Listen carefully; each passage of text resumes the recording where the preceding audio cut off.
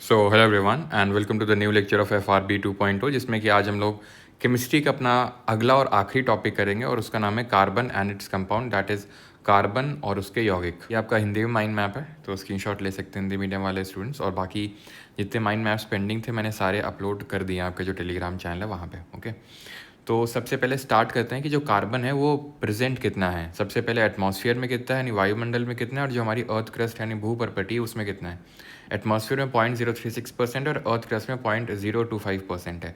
Atomic number इसका 6 होता है और इलेक्ट्रॉनिक कॉन्फ़िगरेशन 2,4, जिसकी वजह से ये वर्सेटाइल नेचर का होता है। वर्सेटाइल मतलब बहुमुखी प्रतिभा वाला, नहीं बहुत सारी प्रॉपर्टी शो करता है, उस पर आएंगे। लेकिन उससे पहले एलोट्रोप्स देख लेते हैं, कार्बन के अलग अलग रूप देख लेते हैं। तो ये मेनली हमें 3 रूप पढ़ने हैं, ग्रेफाइट, डायमंड और बकमिंस्टर फ्लोरीन। तो जो ग्रेफाइट होता है वहाँ पर एक कार्बन 3 कार्बन एटम से बॉन्डेड होता है, जिसकी वजह से यहाँ पर जो हाइब्रिडाइजेशन निकल के आती है, जो लोग अगर फैटमैन से पढ़ के आएंगे उन्होंने सब वहाँ पर लिखा था इसकी sp3 hybridization, sorry sp2 hybridization, क्योंकि ग्रेफाइट है ना, तो sp2 हाइब्रिडाइजेशन होगा। एक कार्बन 3 कार्बन एटम से बॉन्डेड है। डायमंड है तो इसका जो हाइब्रिडाइजेशन होगा यहाँ पर ईच कार्बन एटम का दैट विल बी sp3।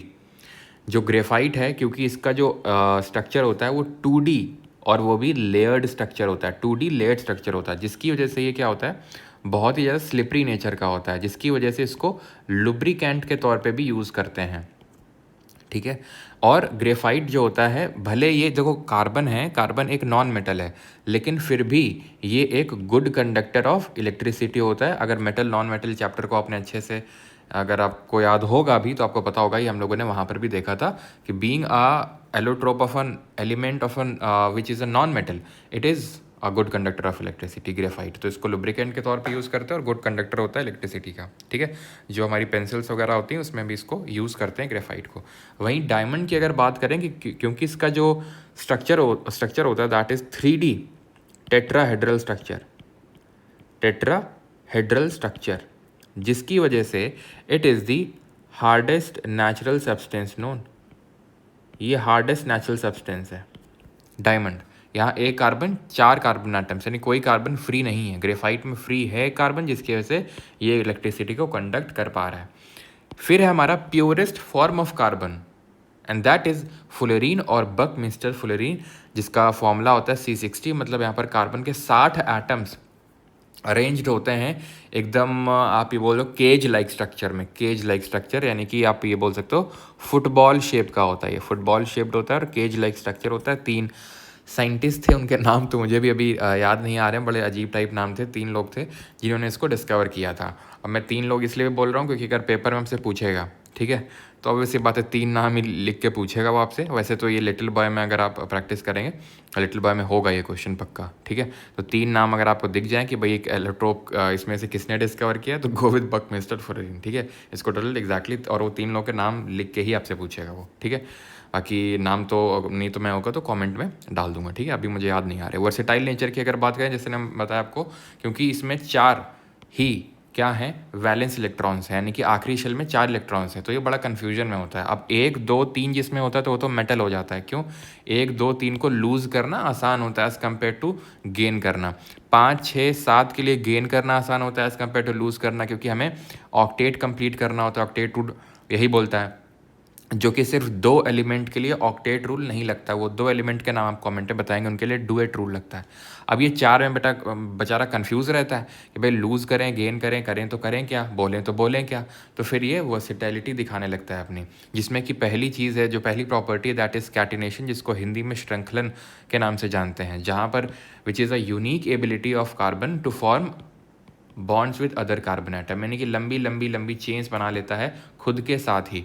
ये प्रॉपर्टी आपको कार्बन में ही इतनी लंबी लंबी चेन्स देखने को मिलेंगी। बाकी जो आसपास के एलिमेंट है, जैसे फॉर एग्जांपल सिलिका हो गया, इसमें उतनी ज़्यादा प्रॉपर्टी देखने को नहीं मिलती है, क्योंकि इनके फिर साइज़ इंक्रीज़ होने लगते हैं। जैसे कार्बन जो फैमिली से हमारे बिलोंग करते हैं, रिकॉल करो कार्बन फैमिली से कौन बिलोंग करते हैं, तो कहें, इस तरह से हम लोगों ने याद किया था, कहें सीता जी पार्वती से, तो कार्बन सिलिकम जर्मेनियम लेड, ठीक है, पार्वती से। और यहाँ पर ने टिन को मिस कर दिया है बीच में, कहे सीता जी सुनो पार्वती। ठीक है, तो कार्बन सिलिकम जर्मेनियम टिन और लेड, तो ये क्यों नहीं शो करते जैसे सिलिकॉन है? तो ये क्योंकि इनका साइज़ नीचे जाते हमें पता है बड़ा होने लगता है, तो वो बिगर साइज़ की वजह से ये कैटेनेशन प्रॉपर्टी उतनी ज़्यादा शो नहीं कर पाते हैं। तो सिलिका 1 2 3 तक अरेंज हो जाएंगे, लेकिन बहुत लंबी लंबी चेन्स अगर आप सोचें कार्बन के जैसे, तो वो बिल्कुल पॉसिबल नहीं होती हैं। अब ये जो डिफरेंट तरह की हमारी चेन्स बनेंगी, इनमें अगर कार्बन और हाइड्रोजन का कंपाउंड बनता है, नहीं कार्बन और हाइड्रोजन के द्वारा, पहली बात तो ये क्या है, कार्बन कार्बन सिंगल बॉन्ड है, ये डबल बॉन्ड है, ट्रिपल बॉन्ड है। एक्चुअल में यहाँ पर से अब हम हाइड्रोकार्बन्स पढ़ने वाले हैं। हाइड्रोकार्बन्स मतलब जो कार्बन के यौगिक, यानी वो कार्बन के कंपाउंड्स जो हाइड्रोजन और कार्बन से बने हैं। पहली बात तो ध्यान रखना, यहाँ पर जो बॉन्डिंग होगी दैट वुड बी, जो कैटिनेशन में जो बॉन्डिंग होगी या फिर जो भी हम हाइड्रोकार्बन से पढ़ेंगे वो कोवेलेंट बॉन्डिंग होगी। ये बॉन्डिंग मैं आपको पहले भी एक्सप्लेन कर चुका हूँ कि जो कोवेलेंट बॉन्डिंग होती है उसकी वजह से जो कंपाउंड बनता है वो कोवेलेंट कंपाउंड बनता है, और ये बॉन्डिंग शेयरिंग ऑफ इलेक्ट्रॉन से बनती है, ना कि ट्रांसफ़र ऑफ इलेक्ट्रॉन से। ट्रांसफ़र ऑफ इलेक्ट्रॉन से आयोनिक बॉन्डिंग या फिर इलेक्ट्रोवैलेंट बॉन्डिंग बनती है, जिसकी वजह से आयोनिक या फिर इलेक्ट्रोवैलेंट कंपाउंड बनते हैं, जो कि बॉइलिंग पॉइंट और मेल्टिंग पॉइंट उनका हाई होता है as compare to covalent compounds का, क्योंकि वो स्ट्रॉन्ग बॉन्ड्स होते हैं इसलिए। ठीक, तो ये जो हमारे हाइड्रोकार्बन्स होते हैं, हाइड्रोजन और कार्बन के जो कंपाउंड है, उनको हम 2 कैटेगरी में डिवाइड करते हैं, तो सैचुरेटेड यानी संतृप्त और अनसैचुरेटेड यानी कि असंतृप्त।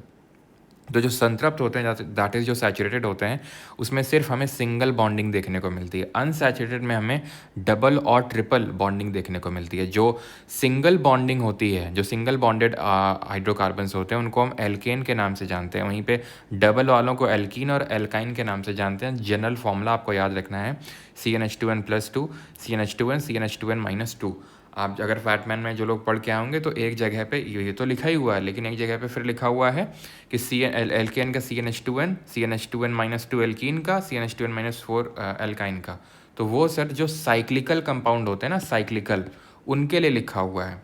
जैसे कि मैं आपको दिखा देता हूँ, ये तो हो गया जैसे कि एलिफैटिक है, ये एसाइक्लिकल है, यानी ये साइकिल नहीं बनी हुई इनमें, ठीक है। और ये एरोमेटिक नहीं होते हैं, ये इनमें रिंग स्ट्रक्चर नहीं होता, ना तो रिंग स्ट्रक्चर होता है ना तो एरोमेटिक होते हैं ये। अब इसी में अगर मैं ये बोल दूँ, ठीक है, ये फैटमैन का ही वो स्क्रीनशॉट है जो के पास होगी ना पता होगा, तो ये अगर मान लो कि अब मैं क्या कर दूँ कि साइकिल बना दूँ इसकी, यहाँ पर बनी होगी साइकिल, ठीक है, तो ये क्या हो गया, साइक्लिकल। ध्यान ये रखना कि साइक्लिक और एसाइक्लिक में अंतर होता है। क्या अंतर होता है? मैं ये बोलना चाह रहा हूँ, एसाइक्लिक और एलिसाइक्लिक में अंतर होता है। तो क्या अंतर होता है? अंतर ये होता है कि एसाइक्लिक में साइकिल नहीं बनती है इस तरह से सीधा सीधा बनता है, कोई इस तरह का साइकिल नहीं बनेगी जो यहाँ पर बन रही है, ठीक है। तो और वो साइक्लिकल फार्मूला के लिए ये फार्मूला ये लिखे हुए हैं जो अभी मैं बात कर रहा था, एल्केन का CnH2n। ये मत सोचना कि सर यहाँ पे तो CnH2n 2+2 आप पढ़ा रहे हो, हाँ, और वहाँ पर ये क्या लिखा हुआ, तो ये साइक्लिकल वाले के लिए साइक्लिकल का फार्मूला है, बाकी वो पहले लिखा होगा वहाँ पे। तो ए साइक्लिक की अगर बात करेंगे तो उसमें मतलब है साइकिल नहीं है, और एली साइक्लिक का मतलब ये होता है कि साइकिल तो है लेकिन वो नॉन बेंजीनॉइड है। नॉन बेंजीनॉइड का मतलब होता है नॉन एरोमेटिक, यानी उसमें अरोमा नहीं होगी, वो एरोमेटिक नहीं होगा, खुशबू नहीं होगी। अब एरोमेटिक कौन होते हैं? तो एरोमेटिक वो होते हैं जिनमें हमें 4n+2 पाई इलेक्ट्रॉन्स देखने को मिलते हैं, जिसको कि हम एरिक हकल्स रूल बोलते हैं। जैसे बेंजीन हो गया, it is the simplest aromatic compound. अब एरोमेटिक है ना, तो साइक्लिकल ज़रूर होगा, वो ध्यान रखना। और अगर साइक्लिकल है लेकिन एरोमेटिक नहीं है तो वो एली साइक्लिक होगा, और अगर साइकिल ही नहीं है तो ए साइक्लिक होगा, ठीक है। ये टॉलुइन है जहाँ पर आप देख सकते हैं कि ये CH3 मिथाइल ग्रुप लगा हुआ है, अटैच्ड है बेंजीन से। और अगर यही मैं NH2 अटैच कर दूँ तो सोचो क्या होगा ये। अगर मैं इसी में NH2 अटैच कर दूँ, चलिए गोला क्या बना दिए। एक्चुअल में ये जो है ना, इसको इस तरह से भी हम बनाते हैं, इसको बोलते हैं इसका रेजोनेंस स्ट्रक्चर। रेजोनेंस ऐसे करके डॉट डॉट बनता है क्योंकि ऑल्टरनेट डबल ट्रिपल बॉन्ड है, ठीक है, तो उस हिसाब से रेजोनेंस स्ट्रक्चर बनाते हैं। तो मतलब वही है, सेम बेंजीन रिंग है, उस पर मैंने NH2 अटैच कर दिया। इसको बोलते हैं एनिलीन, जैसे टॉलुइन है तो इसको बोलते हैं एनिलीन। अब ध्यान रखना, अगर मैं रिंग के अंदर ही एक एटम डाल दूं, जैसे कि ये रिंग है 4 कार्बन एटम की, एक यहाँ एक यहाँ एक यहाँ और एक यहाँ, अच्छा एक यहाँ एक यहाँ एक यहाँ, इसको पता है क्या बोलते हैं? बॉन्ड लाइन स्ट्रक्चर बोलते हैं, बॉन्ड लाइन स्ट्रक्चर बोलते हैं। अब मैं आपको बताता हूँ क्या है ये चीज़। ये आपको दिख रहा है कि जहाँ पर सिर्फ मैंने क्या किए, लाइंस ड्रॉ की है और सिर्फ बॉन्ड्स दिखाएं, इसको बोलते हैं बॉन्ड लाइन स्ट्रक्चर। एक होता है वेज डैश स्ट्रक्चर, जो 3D में थोड़ा सा पॉइंट दिखाने के लिए होता है, वो यहाँ पर कहीं बिल्कुल एकदम ड्रॉ नहीं है, मतलब यहाँ पर कहीं आपको दिखेगा नहीं, बट इस तरह का होता है वेज डैश स्ट्रक्चर, इस तरह का वेज डैश स्ट्रक्चर होता है।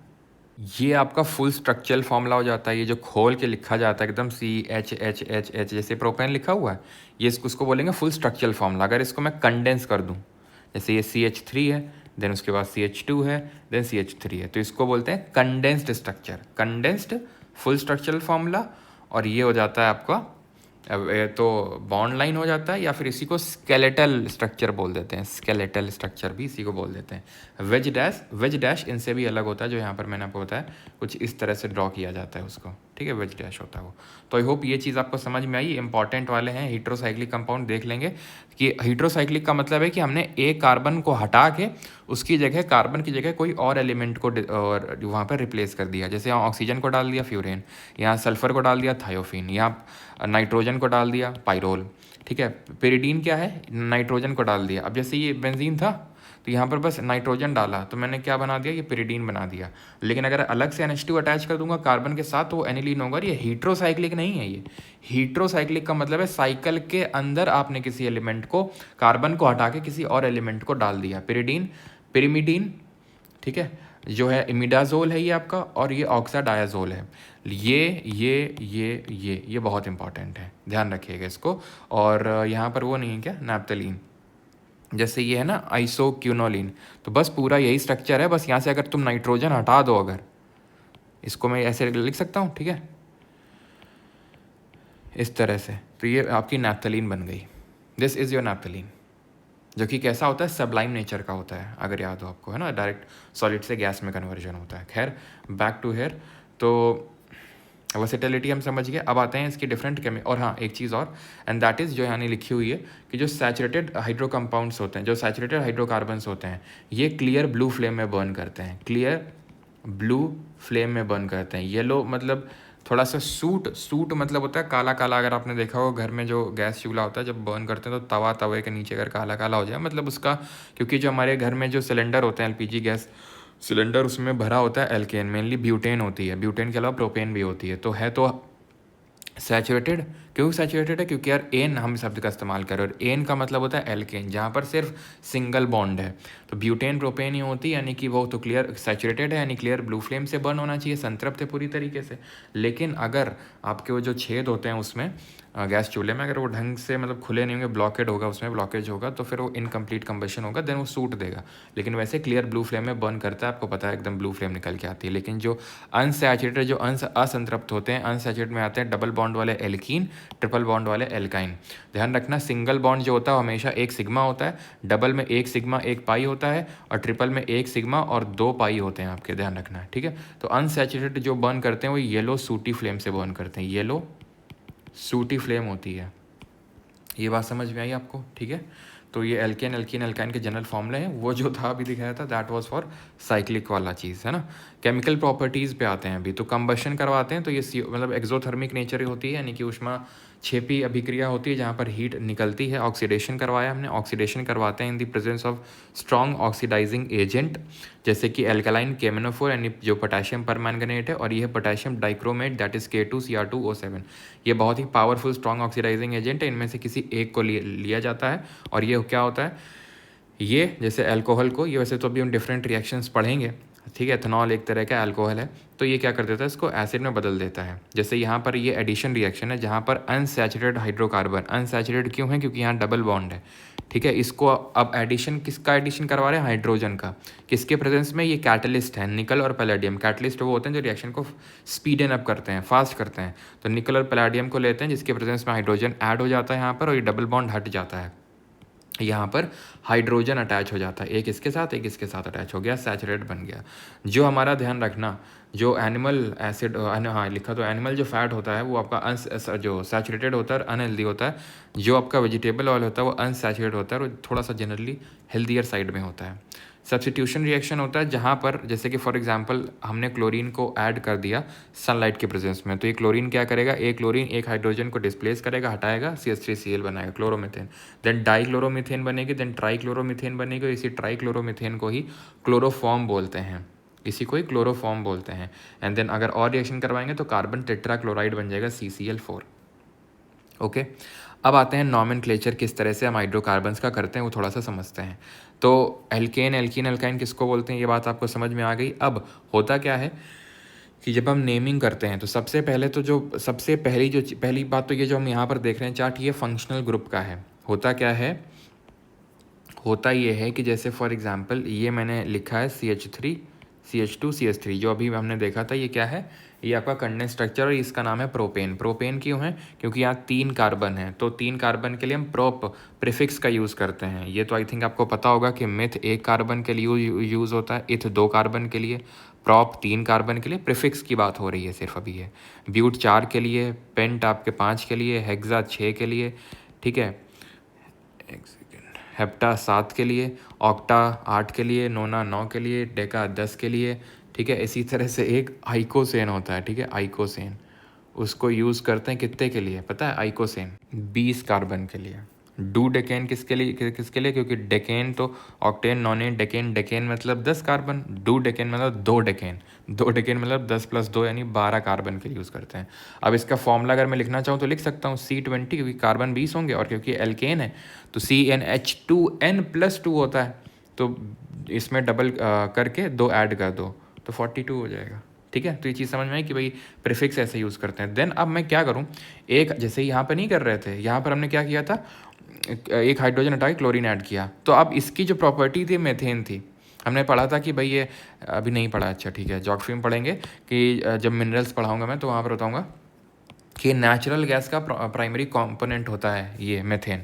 इसी को मार्श गैस के नाम से जानते हैं, जो दलदली क्षेत्र होते हैं, जैसे कि जो हमारी पैडी फील्ड्स होती हैं, धान के खेत वगैरह होते हैं, वहाँ पे से भी रिलीज़ होती है। तो हमने क्या किया, एक हाइड्रोजन हटा के क्लोरीन ऐड कर दिया। अब इसकी प्रॉपर्टी जो है इससे बिल्कुल अलग हो गई, क्योंकि यहाँ पर हमने एक फंक्शनल ग्रुप ऐड कर दिया। इसी तरह से मान लो ये आपका प्रोपेन है, ठीक है।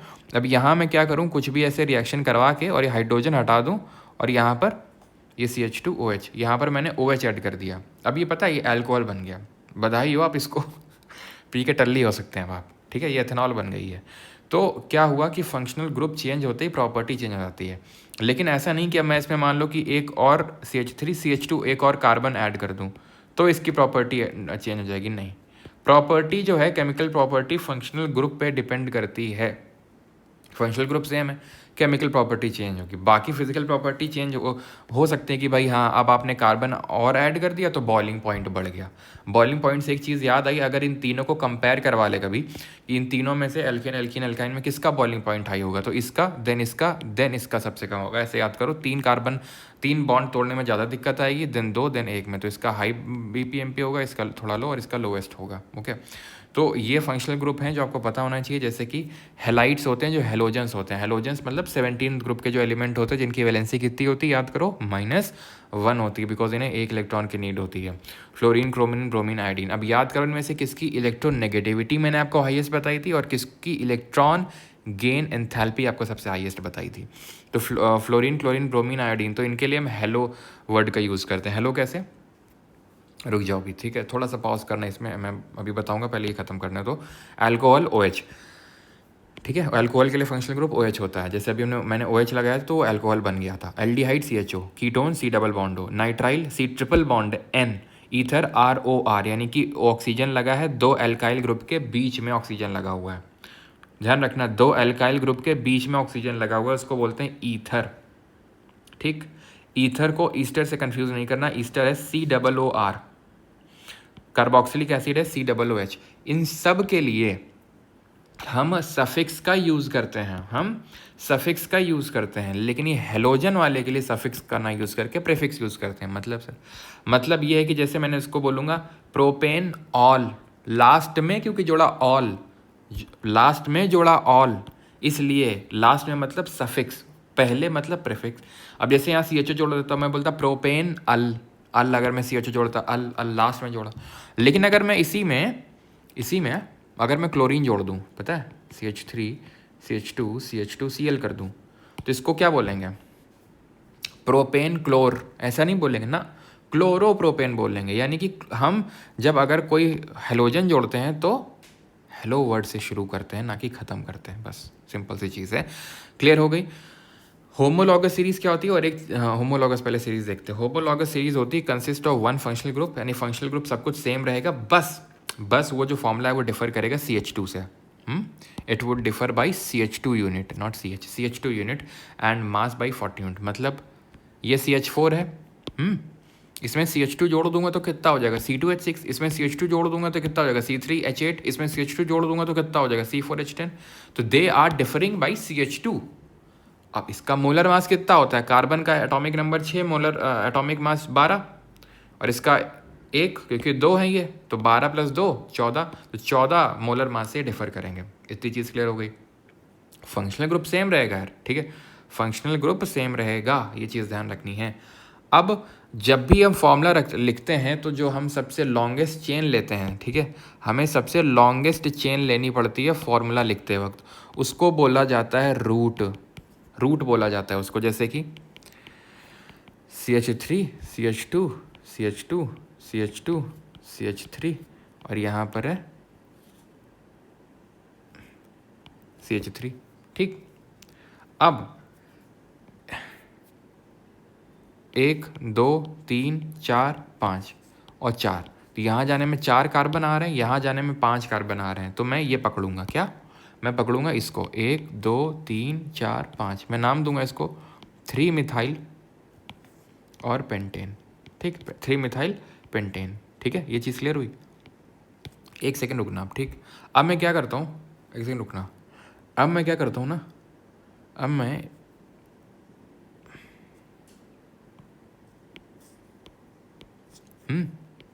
अब क्या नाम दोगे इसको.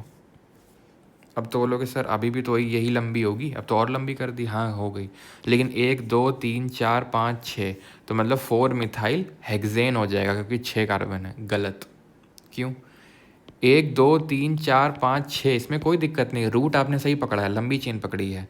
लेकिन जहाँ पर अगर कोई इस तरह का ग्रुप अटैच्ड हो तो वो पहले कहाँ से पड़ेगा वो पकड़ते हैं हम. पहले कहाँ से पड़ेगा मतलब 1 2 3, यहाँ से तीसरी पोजीशन पे आ रहा है, 1 2 3 4, यहाँ चौथी पोजीशन पे आ रहा है, तो जल्दी कहाँ पड़ेगा तो वो पकड़ेंगे. तो ये भी 3 मिथाइल में ही जाएगा, बस 6 कार्बन हो गए तो 3 मिथाइल हेक्सेन हो जाएगा इस बार. समझ में आती है बात. ठीक, अब जैसे फॉर एग्जांपल मैं ये लिखूँ CH3 CH2 CH, ठीक है, CH2 and CH3 and CH3, तो अब क्या होगा 1 2 3 4, यहाँ से 4 पड़ रहा है, यहाँ पर 1 2 3 4 5, तो यहाँ पे लंबी पड़ रही है. तो ऐसा नहीं कि हमेशा सीधे ही चला जाता है, ठीक है, जहाँ लंबा पड़ेगा वहाँ पर हम लेंगे वो वाला रूट लेंगे. ठीक है, तो अब ध्यान समझना, 1 2, इसका फॉर्मूला लिखो, जल्दी लिखो, मैं वेट कर रहा हूँ आपका. कमेंट में लिख दो इसका जल्दी से, पॉज करके लिख दिया. अब 1 2 3 4 ना, हम तो ऊपर जाना था तो हम तो ऊपर जाएंगे 5 6, लेकिन अभी भी गलत है. क्यों, क्योंकि देखो यहाँ पे अगर आप एक चीज़ नहीं, ठीक है अभी ओके, ठीक है कोई दिक्कत नहीं, बिल्कुल सही है. 3 पे मिथाइल आ जाएगा, ठीक है, 3 पे मिथाइल आ जाएगा, और हाँ 3 पे मिथाइल आ जाएगा आपका, और 3 पे मिथाइल जाके ये आपकी 6 कार्बन की वो बन जाएगी. बस मैं आपको ये बताना चाह रहा था कि मुझे लगा कि यहाँ से अगर शॉर्टेस्ट मतलब वो एल्काइल ग्रुप जो है शॉर्टेस्ट पड़ जाए, लेकिन यहाँ से अगर गिनने स्टार्ट कर दोगे तो 4 ही कार्बन की बनेगी, यहाँ से ऐसे करोगे तो 4 की ही बनेगी. ठीक है, तो ये ऐसी ही बनेगी, और यहाँ पर 3 वाले पे मिथाइल अटैच होगा. अगर आप ये सोच रहे हो कि सर यहाँ पे तो 2 में इथाइल अटैच्ड है, तो भैया हमें सबसे पहले लॉन्गेस्ट चेन पकड़नी पड़ती है, उसके बाद फंक्शनल ग्रुप वाला लोचा देखना होता है. अब अल्कोहल की थोड़ी सी चर्चा कर लेते हैं. कई बार इस तरह का सवाल बनता है आपके पेपर में कि प्राइमरी अल्कोहल, सेकेंडरी अल्कोहल और टर्शरी अल्कोहल. तो ये क्या होता है प्राइमरी टर्शरी. तो प्राइमरी मतलब 1 डिग्री, ये 2 डिग्री और ये 3 डिग्री. प्राइमरी होता है जहाँ पर जो OH ग्रुप अटैच्ड है, ध्यान सुनना, जहाँ OH ग्रुप अटैच है जिस कार्बन से, उससे 2 हाइड्रोजन अटैच्ड है और 1 एल्काइल ग्रुप अटैच्ड होगा आपका. एल्काइल R मतलब, R का मतलब है कुछ भी हो सकता है, CH3 हो सकता है, CH2 CH3 हो सकता है, मतलब ये उसको एल्काइल ग्रुप बोलते हैं. जैसे ये हो गया CH2 CH3 हो गया, CH2 CH2 CH3 हो गया, मतलब इसको एल्काइल ग्रुप बोलते हैं. ठीक है, सेकेंडरी में क्या होता है, जिस भी कार्बन से OH लगा हुआ है वहाँ पर 2 एल्काइल ग्रुप होंगे और सिर्फ एक ही हाइड्रोजन होगा. टर्शरी वो होता है जिससे कि एक भी हाइड्रोजन नहीं है, चारों तरफ मतलब तीनों तरफ एल्काइल ग्रुप है और OH तो होगा ही, तो इसको टर्शरी अल्कोहल बोल देते हैं. ठीक है, याद रहेगा आपको. को की नहीं याद रहेगा, ये देखो हमारा एक अल्कोहल है जिसको बोलते हैं एथेनॉल। एथेनॉल का फॉर्मूला होता है एथेन, इथ है तो 2 कार्बन होंगे, CH2CH3 हैं तो CH3 CH2 और OH हो गया, तो इथ हो गया और एल तो इथेनॉल हो गया। इसको बहुत अच्छा सॉल्वेंट होता है जिसकी वजह से इसको कफ सिरप्स में यूज़ करते हैं, और शुगर केन जूस से इसको बनाया जाता है by the process of fermentation. जब हम बायोलॉजी पढ़ेंगे अगला हम जो स्टार्ट करेंगे वो बताना कमेंट में, मैंने सोचा है कि पॉलिटी एंड बायो करें अगर तो ठीक है, क्योंकि केमिस्ट्री तो आज खत्म हो जाएगा, ज्योग्राफी भी मैं पहले ख़त्म कर दूंगा 2-2 लेक्चर लेके, because I think 3-4 he lecture बाकी है, उसके बाद हम नए 2 सब्जेक्ट पकड़ेंगे। ठीक है, तो शुगर केन जूस से फर्मेंटेशन होता है, हम पढ़ेंगे एब्सेंस ऑफ ऑक्सीजन में अगर हम रेस्पिरेशन करवाते हैं तो। टिंक्चर ऑफ आयोडीन क्या होता है, तो इसको एंटीसेप्टिक के तौर पे इस्तेमाल किया जाता है, ये पहले ही हम देख चुके हैं मिक्सचर वाले चैप्टर में कि टिंक्चर ऑफ आयोडीन क्या होता है, जहाँ पर आयोडीन को सल्यूट लिया जाता है और एथेनॉल को एज लिया जाता है सॉल्वेंट। अब इसी एथेनॉल को अगर कंसनट्रेटेड H2SO4 में हीट करवा देंगे तो ये क्या हो जाएगा, ये पानी खो देगा, अपना पानी लूज़ कर देगा और ये बना देगा इथीन। ठीक, अब कई बार ऐसा होता है जैसे कफ सिरप्स वगैरह में यूज़ किया जाता है, तो कई सारे ऐसे नशेड़ी होते हैं जो कफ सिरप को ही चढ़ा देते हैं। ठीक है, आपने हो सकता है सुना भी हो या फिर हो सकता है देखा भी हो, ठीक है, कि वो कफ सिरप को ही चढ़ा गया। जैसे बिहार जैसी जगहों में जहाँ पर अल्कोहल बैन है, या फिर गुजरात वगैरह में भी जहाँ जहाँ भी अल्कोहल बैन है, तो वहाँ पर यही होता है कि फिर कफ सिरप को लोग चढ़ाएंगे, या फिर जो अदर पर्पज़ से, मान लो जो फैक्ट्री में काम कर रहे हैं वर्कर्स, ठीक है, अब एथेनॉल किसी चीज़ के लाया, मान लो एंटीसेप्टिक बनाने के लिए, कफ सिरप बनाने के लिए, लो भैया चढ़ा गया उसको पूरा तो उस केस में इसको डीनेचर कर दिया जाता है। What is denaturing of alcohol? Denaturing का मतलब ये है कि उसमें या तो कुछ डाई मिला देंगे या मेथनॉल मिला देंगे। इससे होगा ये, क्योंकि मेथनॉल जो होता है बहुत पॉइजनस होता है, इसको अगर आपने ड्रिंक कर लिया ना तुरंत जान जाती है, क्योंकि ये लिवर में सीधे इफेक्ट करता है, और जो प्रोटोप्लाज्म होता है हर सेल का जो लिवर में बैठा हुआ उसको कोगुलेट कर देता है, एकदम थक्का जमा देता है, मर जाएंगे आप अगर आपने ये पी लिया तो तुरंत। ठीक है, मेथनॉल, तो जो मेथनॉल होती है इसी को वुड स्पिरिट के नाम से जानते हैं। क्या? Would spirit. तो इसीलिए इसको मिला दिया जाता है या फिर डाई मिला दिया जाता है, ताकि भाई पता चल जाए कि भाई इसमें मेथनॉल मिला हुआ है या फिर ये अल्कोहल नहीं है, और उसमें गंदी सी स्मेल आती है, सो दैट उसको लोग पिए नहीं, जो अलग पर्पज़ के लिए आया है, उसको बोलते हैं डीनेचरिंग ऑफ अल्कोहल। सोडियम के साथ रिएक्शन में क्या बनता है, एथेनॉल जो बनाता है वो एक सॉल्ट बनाता है और हाइड्रोजन गैस निकालता है। सोडियम के साथ रिएक्शन में सॉल्ट बनाता है और हाइड्रोजन गैस निकलती है। आइसोमर क्या होते हैं, जिनका केमिकल फार्मूला सेम होता है लेकिन स्ट्रक्चर डिफरेंट होता है, यानी कि फॉर्मूला जैसे सेम ही होगा लेकिन स्ट्रक्चर अलग होगा, जिसकी वजह से उनका नाम भी अलग हो जाएगा। जैसे कि यहाँ पर आप देखिए, ये है हमारा ब्यूटेन, 4 कार्बन है और एन है तो C4H10 CnH2n+2 फॉलो कर रहा है, इसको बोलते हैं नॉर्मल ब्यूटेन, तो N ब्यूटेन हो जाएगा। ठीक, अब ये भी तो C4H10 है, कुछ अलग तो है नहीं, लेकिन मैंने किया क्या, मैंने एल्काइल ग्रुप उठा के बीच वाले कार्बन में जोड़ दिया। अब इसका फॉर्मूला बदल गया सर, अब ये क्या हो गया, ये हो गया 2 मिथाइल प्रोपेन। ये ब्यूटेन है, ये 2 मिथाइल प्रोपेन है, लेकिन है C4H10 ही है, C4H10 ही। ऐसे को बोलते हैं आइसोमर, और आपसे आइसोमर कैलकुलेट करने को बोलता है कि भाई इसके आइसोमर कितने होंगे, उसके कितने होंगे। तो ये फॉर्मूला मैंने आपको ट्रिक बताई थी क्लास में कि भाई ये बस तुम याद रखना, इससे आइसोमर निकल आएंगे तुम्हारे। वो पूछेगा 7-8 कार्बन तक ही जाएगा वो, मेरे हिसाब से 9 तक ज़्यादातर, और वो वहाँ तक के लिए ये ट्रिक वैलिड है। जितने भी कार्बन का पूछ लेगी हेक्सेन के नंबर ऑफ आइसोमर बताओ कितने बनेंगे टोटल, तो यहाँ 6 रख दो, तो 2 6 - 4 + 1, तो 2 का स्क्वायर +1 यानी 5, टोटल 5 आइसोमर बनेंगे हेक्सेन के। आप बना के देख भी सकते हैं उसको। ठीक, एथेनॉल भी समझ गए, एथेनोइक एसिड भी समझ लेते हैं। एथेनोइक एसिड जो होता है इसको हम, ठीक है, एथेनोइक एसिड को हम एसिटिक एसिड कॉमनली बोल देते हैं, क्योंकि जो एसिटिक एसिड होता है, ठीक है, एसिटिक जो एसिड होता है ये विनेगर का एक प्राइमरी कंपोनेंट होता है। विनेगर यानी सिरका, that constitute of 5 to 8% of acetic acid. Again repeat, जो विनेगर होता है, जो सिरका होता है, उसमें एसिटिक एसिड डाला जाता है विनेगर में, और vinegar is 5 to 8% of ethanoic acid और एसिटिक एसिड, बिकॉज वही सेम बात है। इसको ग्लेशियल एसिटिक एसिड के नाम से जानते हैं, बिकॉज इसका मेल्टिंग पॉइंट बहुत कम होता है, ठीक है, एथेनोइक एसिड का, तो इसको ग्लेशियल एसिटिक एसिड भी बोलते हैं। जब बेस के साथ रिएक्शन करवाते हैं, ये सर आपका एथेनोइक एसिड नहीं है, ये आपका ईस्टर बना हुआ है, ठीक है, CH3COOH, ये होता है आपका एथेनोइक एसिड। और यहाँ पे जो बनेगा वो सोडियम एथेनोइट होगा, ठीक है, NaOH है, और ये पानी निकल जाएगा, ये पानी निकल जाएगा, CH3COO Na बन जाएगा, सोडियम एथेनोएट, और ये पानी निकलेगा। एक्चुअल में ये रिएक्शन बेस के साथ तो है लेकिन एथेनोइक एसिड की नहीं है, ये ईस्टर की है। जो कि कैसे बनेगा, ईस्टर क्या होता है, ester are sweet smelling compounds. जब हम एसिड की रिएक्शन अल्कोहल के साथ करवाते हैं, जब एसिड को अल्कोहल के साथ रिएक्शन करवाते हैं तो पानी निकलता है, ईस्टर बनता है। तो RCOOR, यही तो पढ़े थे general formula of Easter. Ether अलग होता है, कीटोन अलग होता है। कीटोन क्या होता है, कीटोन में C+O फंक्शनल ग्रुप होता है, और यहाँ पे R इस तरह से अल्काइल ग्रुप लगे होंगे। अगर इन्हीं R से मैं सीधे O डाल दूँ तो ये ईथर हो गया, ये ईथर हो गया आपका। ठीक है, क्लियर।